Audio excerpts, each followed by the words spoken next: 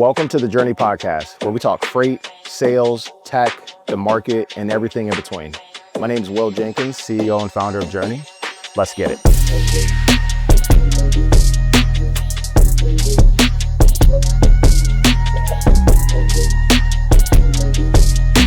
Hello, everyone, and we really appreciate you being here. My name is Will Jenkins, CEO and founder of Journey, and today we are talking about freight brokerage best practices and how Axle Logistics uses AI to help upskill their sales reps and allow them to be more effective faster. Let's set the stage here real quick. We'll chat for about 30 or so minutes, live chat there. Feel free to fire in questions. We have some people that sent us some questions before, so we'll get to those as well.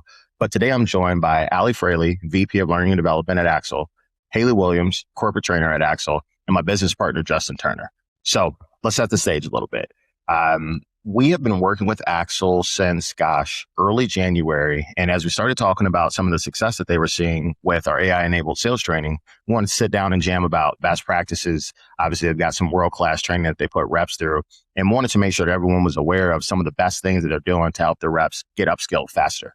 A little bit of background on Journey. So we've been in business for about 2.5 years. We do 3 main services: recruiting, consulting, and training. And we work with about 160 different players in the space today, 11 in the top 100. And my background is all in brokerage. I've been in the space the past 12 years. I actually met my business partner, Justin Turner, during my time at Coyote, and I actually met him before Coyote. So it would have been 2013. So we've known each other for quite some time. And so it's been amazing to be able to build a business like this and work with amazing partners like Axle. So we want to make sure we can shine the spotlight on them a little bit today and dive in on what's been successful.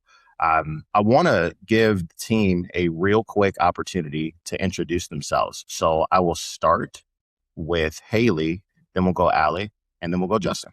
Hello. Hey, I'm Haley. I'm a corporate trainer here at Axle. I essentially grew up here. I started as an intern in 2021, joined the team full time upon graduation in 2022 in the sales seat. So I stayed in that position for a couple years before joining now our training team in 2024. And I've been there ever since. So excited to be here. Hello. Awesome. Hello. Hi, everyone. I'm Fraley. I'm the Vice President of Learning and Development here at Axle. I got started in the industry by happenstance back in 2011. I started at C.H. Robinson, held several different positions there on the domestic and on the international side before stepping away and joining Axle back in 2016. We were in startup phase then. There was about 20 of us in a room, and it's one of those jack of all trades type scenarios where trading wasn't the first thing, but quickly became the thing that we needed. So I kind of stepped into that space, and 10 years later, now I oversee our development department, which encompasses sales, training, learning and development, our recruiting side of things, HR, and marketing. So anything people facing is where you're going to find me. Awesome. Hello. And I'm Justin Turner, managing partner here with Will at Journey. I've been in our space about 18 years. I spent some time in sales and then sales leadership at companies like a Coyote Logistics, Global Trans, and likely most recently as Chief Revenue Officer at Flock Freight. All those are great companies, but when I think about our past, none of them would be what they are today without really great training, really great people development. So Will and I get the good fortune of working with a lot of great companies in our space today, Axle being one of them.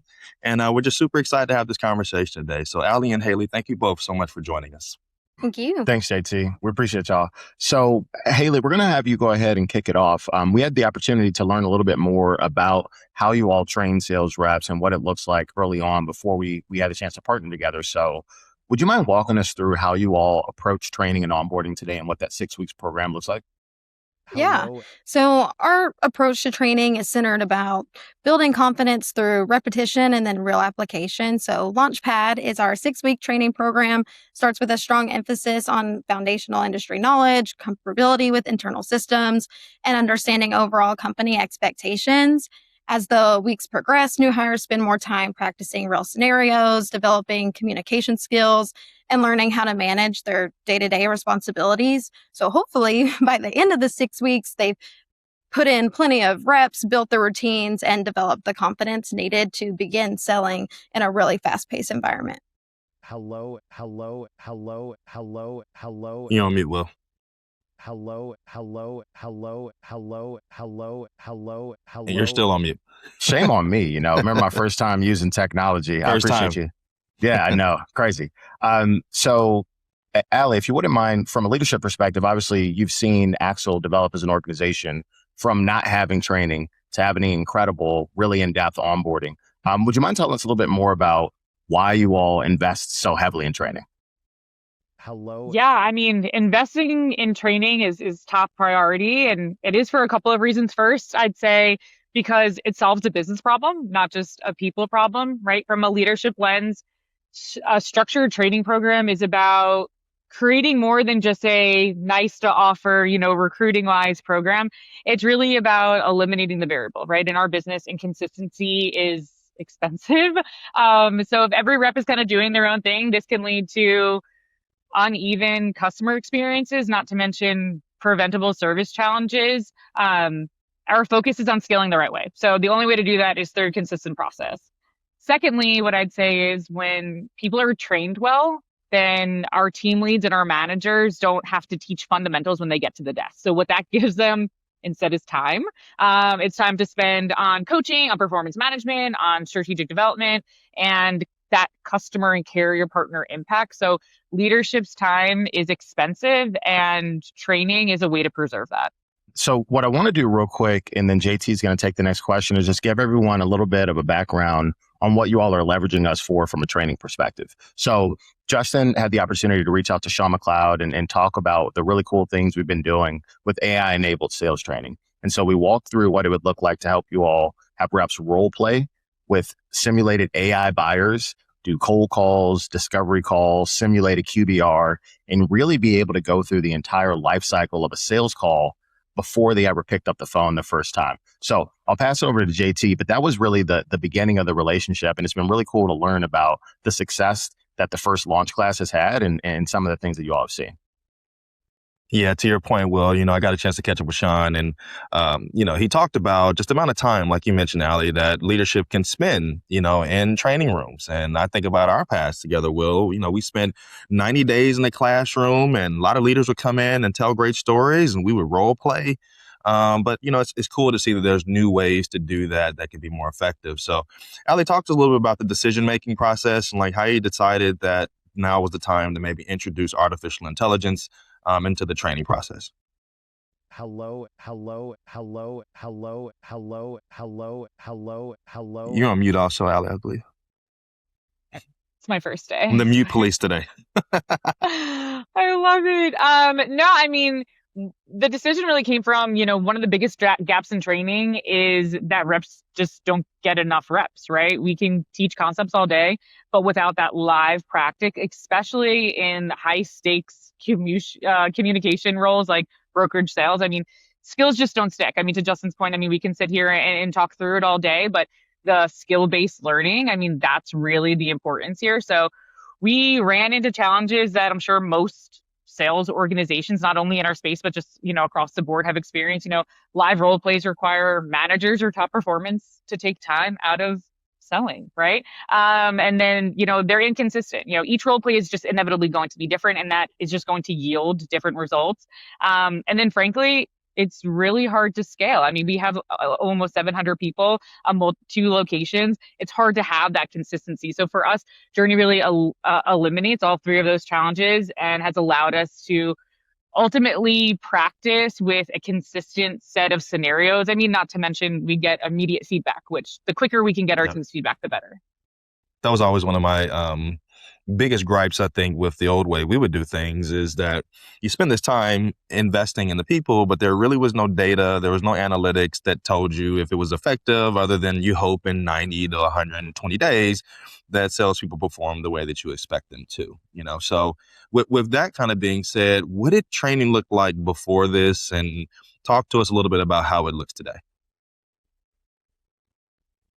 And that could be for Haley. Okay, yeah, I was going to say. So again, kind of like Allie was saying, before AI roleplay was integrated into Launchpad, we relied heavily on collaboration with sales reps on the floor. So our sales team helped give new hires a basic understanding of what cold calling would look like in our industry, while sales leadership teams would help facilitate the mock roleplay simulations we were doing. And I think the initiatives were effective from an exposure standpoint, but because, to our point, everyone sells differently, it led to inconsistencies in foundational strategies. So after implementing Journey, we've been able to create a more structured and consistent training experience, allowing us to reinforce key sales strategies aligned with our leadership team while giving new hires more targeted and then, most importantly, repeatable practice. So as a result, the full process is a lot more streamlined now, and we are seeing stronger performance coming out of Launchpad. That's incredible to hear. Something top of mind for me now is just thinking through all the different scenarios, right? Part of what we offer with the platform is not just discovery calls, although a lot of times you think about sales, you think about just that cold call, which is so brutal for all of us to make. But there's more than that. There's discovery calls, there's renewal calls, there's QBR involvement, where the customer success, the account management team is involved. So a lot of this is kind of full cycle customer-faced communication, and even on the carrier side also. So talk to us a little bit about, how you designed it, everything that it took to kind of implement it and get it off the ground. Yeah. I think I'll go Haley again for that. I'm sorry. Okay, sorry. No, you're good. I think our top priority with designing the experience was making it as realistic and then transferable as possible. So we wanted new hires to have exposure to a full sales cycle, from the initial cold call all the way to QBR, even what do we do now that we've lost the customer? How do we revive them before they ever had to do it live? So that was kind of the mindset in that implementation. I think I was always thinking, like, what would I have wanted to practice when I was brand new into the industry? And I do think, to your point, at least in my experience, a lot of new hires get a lot of exposure to cold calls, but then they have less experience in the more advanced stages beyond that, like a discovery or how to lead a QBR. So wanted them to get that on the front end. So when the time comes, they're not like, oh no, I've never done this before. So it takes away kind of that phone aversion and maybe fear of the unknown ahead of time. But then I think what's been really impactful to see too through Journey is that we can run the entire sales cycle with the same bot persona from start to finish. So I think that helps them see how early conversations influence every later stage of the relationship. And it just makes it overall more realistic to what they would see on the floor versus just practicing isolated phone calls. So it kind of ties back into even like account management. So by the time that they've hit the floor, they've already worked through the full process once, and it gives them just a lot more confidence. It's incredible. That's awesome. We had a question that came through that I want to ask you, Haley, and Allie as well. When you think about training in general, what are a few of the hardest skills to teach new freight brokers? What have y'all seen as something that's challenging for people to pick up? I think there's a lot of answers that come to mind, but maybe not the best one. But I think the hardest thing to teach everyone is the care factor. We call it the give a damn factor. I think we give a lot of these tools and resources, and that's great, but you have to want it for yourself to implement it there. So what we try to instill in people is we're going to give you all the tools and tech and teach you all the right things to say, but you also have to want it for yourself to put in the reps and to practice and things of that nature. That's what I would say. Yeah. Allie, what do you think? My sales floor is exploding right now. I was just about to say. That's a good thing. I was like, right now. I think time management, especially for reps that are coming straight out of school or from a very structured first role. First role. Having a good day. Yes, it's been a very good day. Time management is just the biggest piece, right? How do you triage your day? How do you attack your day in an organic way that, is customer leading, is carrier leading, while also fitting in all of these other things. We run, to what Haley mentioned earlier, a true 360 here. So they're doing a little bit of everything, very dynamic roles. So fundamentals, these training fundamentals are so key so that they can master that time management piece when they do hit the floor where it's like, I'm drinking out of a fire hydrant. There's a million things coming at me at once. What they can rely on are the fundamentals that they've learned through Launchpad and through the training that we're providing. First of all, just love that there's so much going on. It was funny. We were chatting before we even got live here, and man, whenever me and JT go to different brokerages, sometimes you walk in there and it's not quite as buzzing, man. So I love to hear that that it's been electric there on the floor right now. It's awesome. It's the best. So Haley, I have a question for you. You want to get to some of the fun meat and potatoes here. So you all launched with the platform in January with 17 reps. Would you mind walking us through some of the results and the impact so far as reps have gotten the opportunity to practice the full cycle sales process prior to making their first calls? Yeah. So first, we've been extremely impressed with just the speed and performance of this class.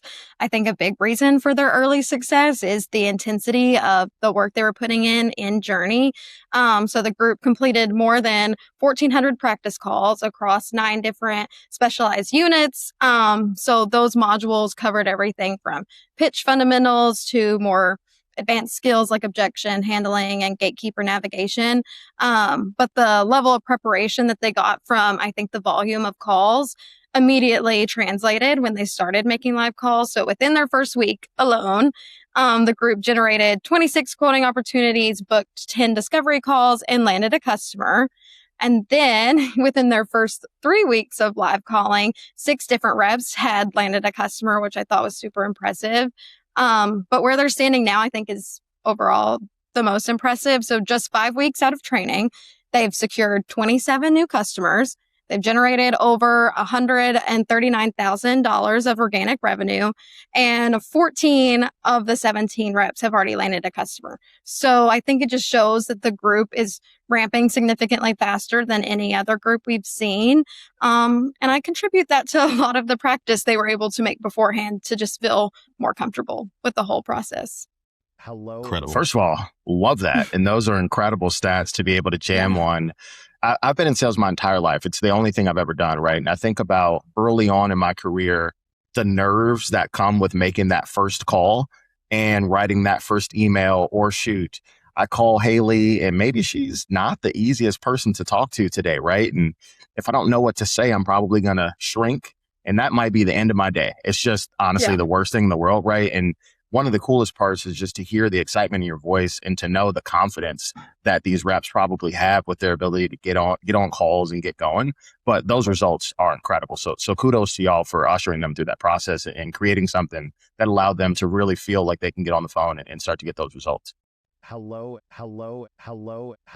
Real quick, Will, I want to just jump in on that point. You know, oftentimes we talk about this concept of like not burning leads. Right. And when the stakes are really high and you finally do get your prize prospect or target on the line, making the most of that, you know, and not having the nerves. And I remember, Will, being a young salesperson, I'll be so anxious to start my day just because I knew I need to make my 50 calls or sometimes maybe 100 calls a day. And I'm just terrified about it. So, Haley, it's good to hear those results, too, because I think that one of the bigger aspects of the platform is the ability to reduce the anxiety. Right. To be able to come into it knowing that I've prepared, I have confidence, I've made the call before, and now I can just be me. I don't have to be a salesperson anymore. I can have a conversation. So it was really, really good to hear those results, man. But well, I'll kick it back to you. I just want to comment on that. Yeah, no worries, man. So question for you, Haley, and Allie as well. But I'll go Haley and then Allie maybe earlier on as you all were building out the training stuff. What's normal for that first, call it 30 or 60 days, right? We chatted a little bit about the success the group is seeing, but how many new customers or how many reps land a new customer typically in the first 30 days? Hello. I think on average, I feel like there's always like one in the group, I would say. But I think it's rare to see the amount of volume we've seen, especially talking now 6, and now almost all of the group has landed somebody within, and multiple of them have landed multiple customers. I think one guy has landed 7 already, which is crazy. So the volume aspect is significantly increased. Hello. That's awesome. Allie, Yeah, any I think context there? Yeah. Yeah, I mean the results speak for themselves. I think, Haley outlined them beautifully. I mean, there's tangible results there. And to Justin's point, our reps are landing customers faster, like Hello. hands down. But for me, I think the early result is just that shift in confidence, right? Like our people sound different on the phone. What Haley was saying, there's always somebody that lands a customer. But honestly, within that first week, you can like really hear their tone, their pacing. They're not just like reading off of notes or a playbook. They're having real conversations, to Will's point, and we're starting to get that feedback, right? We're hearing them say things like, "I'm not nervous to pick up the phone anymore. That wasn't as scary as I thought," or I know what to say now when I push back. But I think that's the best feedback that we can get, that really validates the investment and all of the front end onboarding technologies. They're saying like, we feel super prepared, right? So nothing beats that when that internal confidence is translated into external readiness, right? Almost immediately. So for me, that result was worth everything, and we're seeing it, hit the ground running. That's awesome. We talked as a group very high level before the engagement kicked off around what makes brokerages different and how you attract and retain talent, which I think is multiple layers through the ability to be a player in the space that stands out.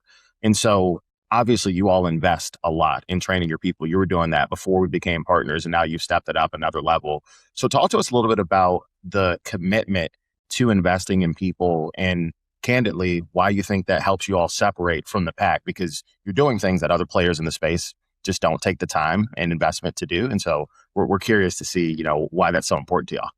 Hello. Yeah, I mean, listen, for most organizations, they're training for compliance, and that completely makes sense. I think for Axel, we train for capability, right? Every program that we built is directly tied to a business outcome. And I think Journey has been no exception to that. We have a faster ramp up time. We have more consistent client and carrier experiences, right? From our newer reps. I think anyone in this space knows that those new reps that are first on the floor, that are hesitant on the phone, those carriers and customers are going to get a little bit of a different experience than our veteran reps. So I think just that consistent experience is key. And we have better retention because reps are prepared for the role, with a deeper understanding than ever before. So I think for us, we don't just want to teach people what to do. We want to give them that consistent model for how to do it. And now everyone is operating with kind of this shared language and shared expectations. And I think that consistency really strengthens our culture and accelerates performance. And because of that, it just makes sense for us to continue to invest deeper and deeper into Journey. We've built out countless modules, different, focuses, whether that's carrier side of things or the customer side. So, we've seen huge results that kind of just reinforce our commitment to training. I love that. And, oftentimes people have this concept that people magically create the right outcomes, that they're just these special superhuman powers when it comes to sales or account management or ops. And I've always noticed that the companies that tend to do the best make significant investments in people. And I think the companies that we even mentioned earlier are all reputable firms in the space that have a huge commitment to developing people. And I think that's why them and you guys continue to grow year over year, even during tough market conditions. So shout out to you guys for that commitment. I know your people, they love you for it. And we're, again, happy to be a part of it. Earlier, Haley, we talked a little bit about the pitching aspects of the discovery process, the gatekeepers, and kind of how you think about handling objections. Were those like micro learnings, or in your opinion, were those like full learning modules? We did full learning modules for kind of each of those topics. So kind of how we work in Launchpad is we'll do a content week where we're very heavy content, but we want them to still go apply that. So each day when we're talking about a different topic, whether it's building their sales pitch or how to handle objections, gatekeepers, we essentially created a learning module to go with it in Journey where they have to get through probably 4 to 5 bots that are spitting out very common objections or the gatekeeper bots, and it was specifically made with the help of Coda. I was telling them I love Coda in the platform. So would help create bots. It's like, hey, this is the response I'm looking for. This is what I would want the prospect to say, and then go from there. So to kind of give a broad overview of what they might hear on the phone before they hear it.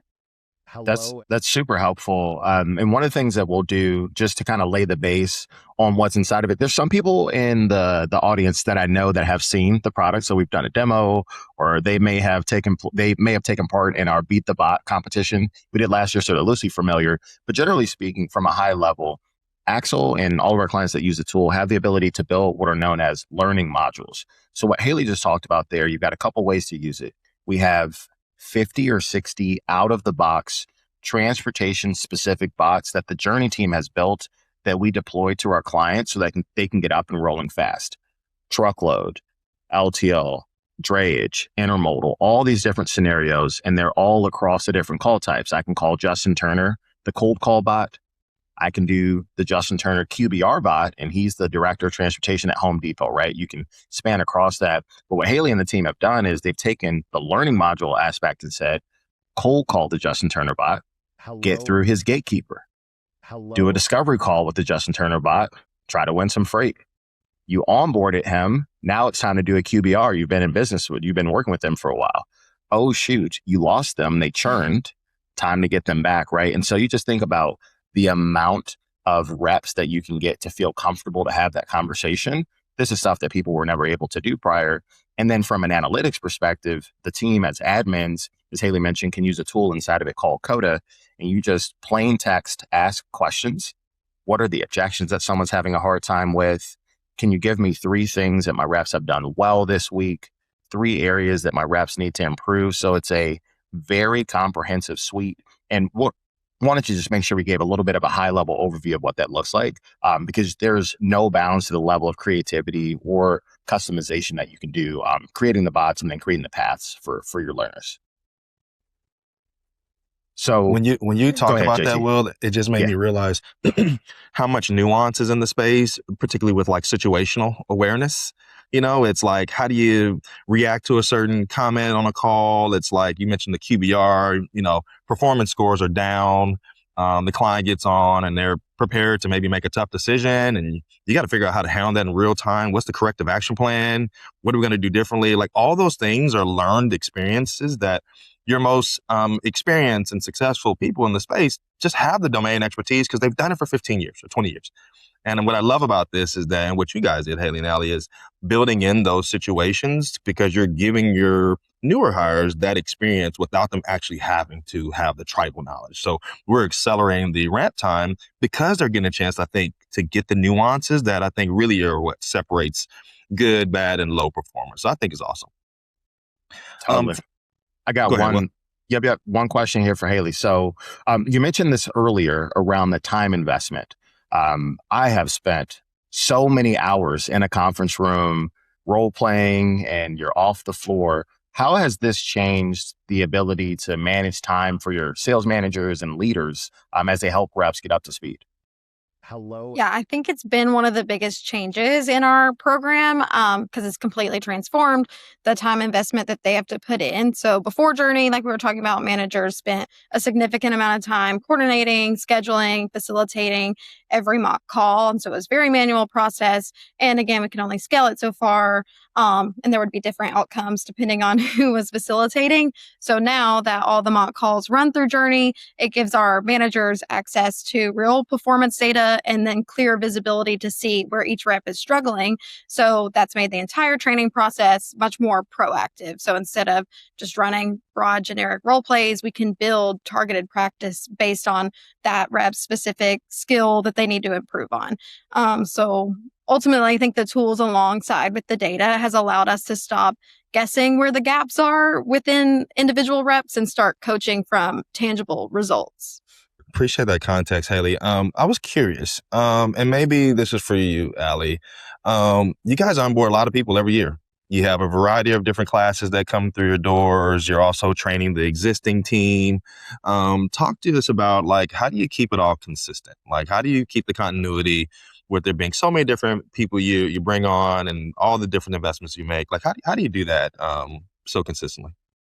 You have a great team like Haley who Thanks. I think that, what Journey provides us with consistency is what we practice internally, right? And I think that's part of what makes it such a great partnership is we love organization, and anyone in the 3PL space knows you have zero control over pretty much anything. So being uncomfortable with the chaos is key. So for us, having a roadmap of what we accomplished during, our new hires, onboarding process, their training program, that continuous learning, right? We have a repower program that, is for our entire company that they go through every single month on different, market cycles and different topics. So I think seeing that, but also leveraging the data that we're getting from programs like Journey to say, hey, we've tweaked this and now we're getting X result from our new hires. How are our 3-year reps? How are those 5-year veterans handling this objection? Because the reality is everyone needs a refresh. So for us, having this kind of data allows us to stay consistent, to your point. It allows us to overlay our existing training process and scale that for, like I said, we have 700 people here, about 500 in this sales space. So keeping consistency and keeping that organization from their very first day and then overlaying that throughout their time here, I think has been really impactful. But yeah, it used to be a little haphazard of like keeping up with everybody. And I think everyone in the space logistics or not, anyone in sales, you're like, oh, that person's killing it. Like, we don't need to focus on them. Let's focus on the new guys or the person that is struggling. What we've always been really focused on and dialed into is like, well, what are they saying too? Because you're only as good as what you hear. So if you have a rep that is specializing or just their book of business has fallen into one vertical and then all of a sudden they're presented a different mode of service or a different region, how are they approaching that same objective that they're receiving that one of our new reps are crushing on their data? So I think having analytics like this, coupled with, we'll never get away from our human interaction, right? Our training team is fantastic. I think this has just allowed us to work better at scale and allowed us to kind of propel that impact in that organization across everyone instead of just a sample size of new hires that are coming on. That's a really good lead in to an incredible question we got from someone before the session around data, right? So in the system, you all are able to see a lot of different things. We won't get into all the granular details, but you can see style of call that someone may be excelling at or may be struggling with. You can see objection and objection type. So if I make a call and 15 times I hear the objection, I'm not onboarding new brokers, Haley can then see that and coach me to say, here's what we say when we get that objection, right? Or maybe it's a little bit more nuanced. Maybe it's a pricing scenario to try to upsell an opportunity and I want to win incumbency on some lanes or expand my footprint. And I don't do too well with that. You can see that at a high level. So Haley, you may have mentioned earlier about being able to pivot coaching. Instead of it being generalized, you're using data to customize how you all coach. Tell me about how that changes your ability to engage with reps to help them individually be more successful versus, hey, I got to tell 30 people the same thing because it's week 3, Thursday, and this is the thing we got to talk about.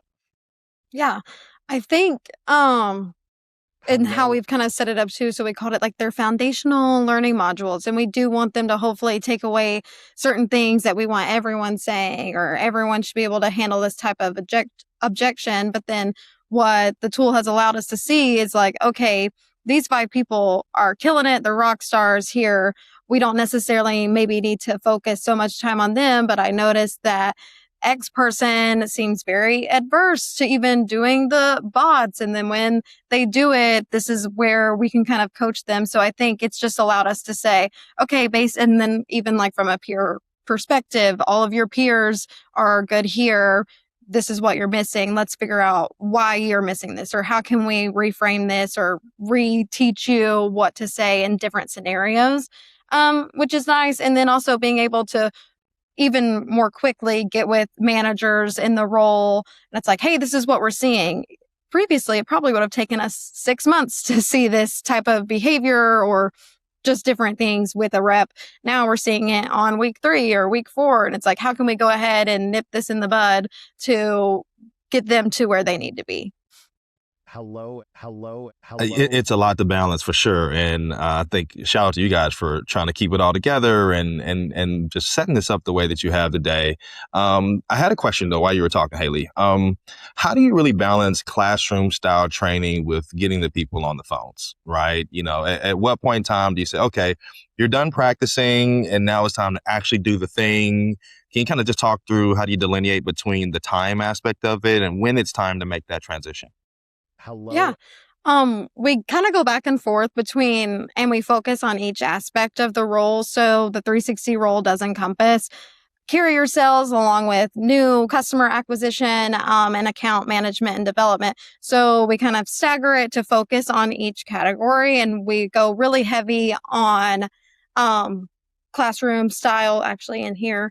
But classroom style learning, we want to make sure we cater to everyone's learning styles. So we'll go over it, we'll show them together. We go back and apply whatever we were talking about as a group in a more of a practice setting. And then we move into what we call an application week, where now they're kind of doing everything live. Obviously they have us to guide them and different managers. But that's when they start making, then the next week after they've kind of practiced, their carrier sales calls, and they're negotiating live on the phone and booking shipments, etc. And then we kind of do the whole thing again on the sales side. So we go over lots of sales content. We sit in the classroom, talk about our CRMs and all the different things and different conversations to have. And then we go and now can really practice and apply it with Journey.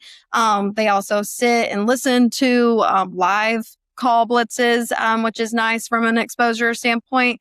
So hopefully they hear a lot of different things. Now they can practice and get lots of reps in. So then by week 4, so again, just kind of another week after we talked about the content, is fully dedicated to them just making cold calls, which is actually what our group is doing right now. So all week of this week, their only focus is cold calls and trying to attain new business. And so I think the mindset there too is everyone who has sold, especially in this industry, knows the best way to learn it and to figure it out is just to do it. So that's kind of the mindset there. And I think Journey has helped with that because now they can essentially practice beforehand to feel a little bit more confidence.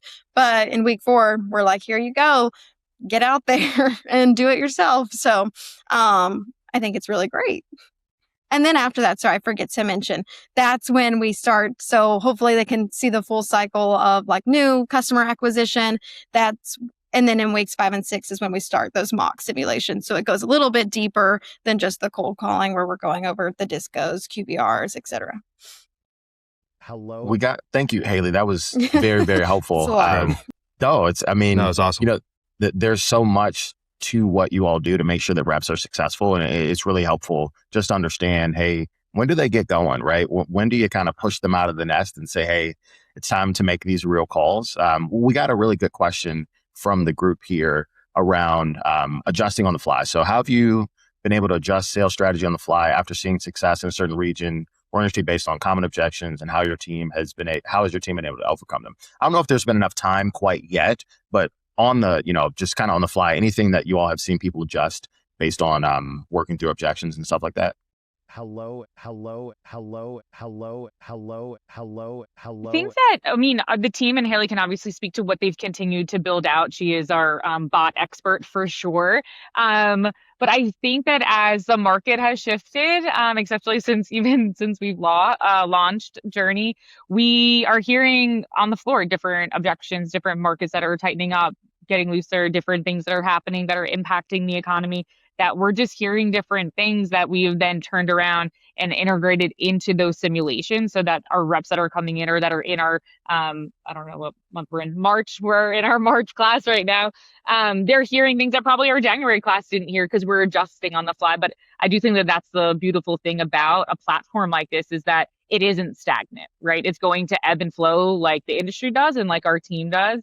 And because we have the analytics so clean and because we still are in such a collaborative environment where, our training team before is walking around and hearing them and still helping in real time with calls or saying like, hey, that bot well, that sounded rough. Like, what just happened?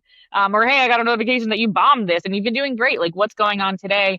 Maybe it was that tweak that we added in from a market perspective where we're like, oh, we really need to dive deeper into this shift and educate them better. So I think that we've already been able to get the feedback from the floor of what they're hearing to arm our new reps. And again, just like everybody else who, we used to walk onto the floor of 40 people and be like, this is what's going on. Say this now. Right. We can now roll that out in a more tangible practice standpoint, which then arms them with the confidence to really say it on the phone in real time. So I think we've made some shifts. And like I said, Haley's been the most incredible, leader of this onboarding space of the journey partnership. And she's really integrated what we're hearing in real time into the bots that we're creating on the front end and really taken that to the next level. And I think we're seeing the results. That's awesome. We've got about 5 minutes here. So want to get to a couple of other questions that we got before the session started, but I do want to shout out both of you all for really diving in and being so invested in the success of your team. Obviously, it made it, a lot more fun to be able to work with you all because you're so invested in making sure that they do well. But as you've onboarded the tool, Haley has run full speed at making sure that they get what they need. And so we've all done different tech implementations, right? And oftentimes you can have an incredible tool, but if the team isn't bought in to make it be successful, and then you get the end users, the reps really in there working through it, it's not going to work. So kudos to you all for being incredibly bought in. And it's amazing to see, even though we're very early on, the amount of success that some of your reps are seeing kind of getting through here. But, kudos for diving in. It's super fun. And I'll make a statement too, and I'm curious how you react just around like management, right? And like maybe what the impact of this could be long-term when like the management layer. I think a lot of my time, Allie and Haley, as a sales manager early on, I was just coaching. Like I'm listening to calls, I'm giving real feedback, my one-on-ones every week. We maybe do some role playing together. Have you started to flirt with the concept of like what this could look like once these people graduate? And if the managers will get involved with this, any thoughts about what it could look like once they graduate? Absolutely. I mean, we already have some of our seats in our journey platform dedicated to just that, right? That we'll have a general manager or a team leader reach out to us and say, hey, this rep could use extra reps in this space. Or, hey, they have a QBR coming up and I'm traveling next week and this is going to be their first. Can we get them on those modules to kind of prep them so that when I come back, right? Again, this is about, for me, preserving our leadership's time and giving them that foundation. So that's been super impactful that we've been able to roll it out, like I said, to more veteran reps in areas that, again, you don't know what you don't know. And we all know that in this space, you don't know anything until that opportunity for that type of conversation presents itself to you. So we've been able to roll it out. We have some of those seats kind of dedicated to different opportunities for a team, either where it's like, hey, we need a refresh, someone who was landed a bunch of businesses and has been really focused on the operational side and account development side of things. They got to get their pipeline back up and running. Let's get them, revitalized. We'll do it that way. Or like I said, maybe something more specific where it's like, hey, we need a refresher, or this is their first go around for a more like contractual style business that we can apply journey to getting them those fundamentals. So then those team leads, those managers can come into play and really do more of the strategic, the more longevity type of looking at the account and kind of how we fit within that. They can spend their time doing that instead of teaching them the fundamentals. So it's already been super impactful. I love that. I also think that ties in really well with the question that Josh had. So we've all trained sales reps before. Sometimes you have tenured reps that are like, I don't need to practice. I'm good, or I'm doing my thing. I'm building my book. So as you've gotten those reps practicing maybe a QBR or an expansion opportunity, anything that you've done to help them buy in to the practice to say, this is worth your time and we're investing in you, even though you're doing well and building your book, right? There's still more to grow. Anything that you all have done to get their buy-in?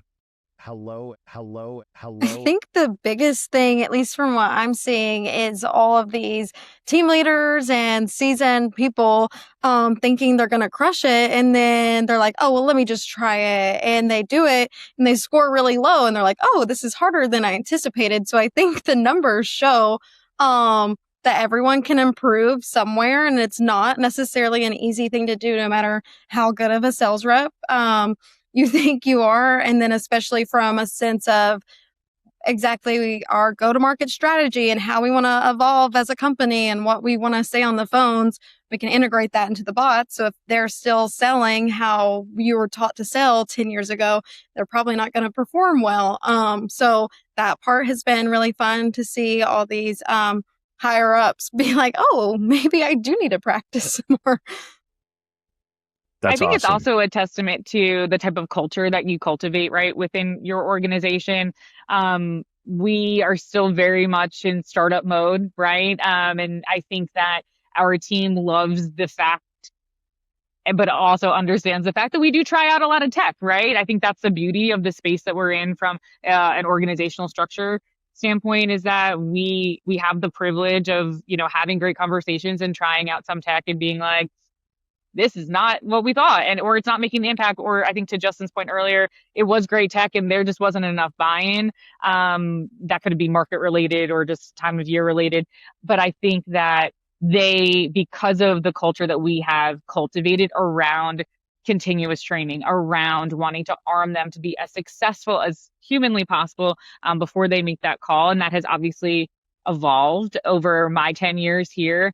They trust that we wouldn't put something in front of them that we hadn't vetted on the front end or really thought that was in their best interest. And I believe that launching this through our Launchpad process also cultivated really great buy-in with our more veteran reps, because they're seeing these reps come right out of training onto the floor and they're keeping up with these veteran reps, making calls. They're not hesitating. They're putting up shots and they're landing business. And it's like, I thought you were here for 4 years more than this guy. Why does he have, so we're very competitive. We love that energy. And in years past, when I started out, it was like, you want to find the person that started at the same time as you or in that same quarter. And that's your person, right? Like you want to outpace them. Now they're all out trying to outpace each other. Tenure doesn't even matter anymore. So I think having a platform and utilization that works, they're seeing it. So now they're competing against reps that are newer to the industry and they want to get involved. So they're coming to us being like, let my other guys try this out, right? Our team leads are like, I don't know what you're doing upstairs, but like, can you help us out? So I think that has helped the buy-in as well. And then to Haley's point, they're like, well, let me test it out first and like see what's going on. And, that's always like a humbling moment and we live for it. But I think just seeing the results, you can't argue with what what they're producing, right? So I think that it speaks for itself. Well, I think that's a really good point for us to wrap at here. Thank you very much for participating, and we really appreciate our partnership. It's been amazing to watch you all continue to build and, see the success that your team has had. And we look forward to being able to do a couple more of these over the year as you all continue to progress. So thank you very much. And thank you guys. You took a chance on us too. And thank you for trusting us with, your platform and the brand and all the things. It's a pleasure working with you guys. Same. Thank you both so much. Everyone that attended, we appreciate y'all. I hope y'all have a great rest of your afternoon. Thank you. Catch you later. And last plug, if you have any questions or you need anything, you know where to find us. I'm very active on LinkedIn. Justin's very active on LinkedIn. You can feel free to shoot me an email, will@journeydelivers.com or Justin at journeydelivers.com if you want to learn more. So thank you very much. See you guys.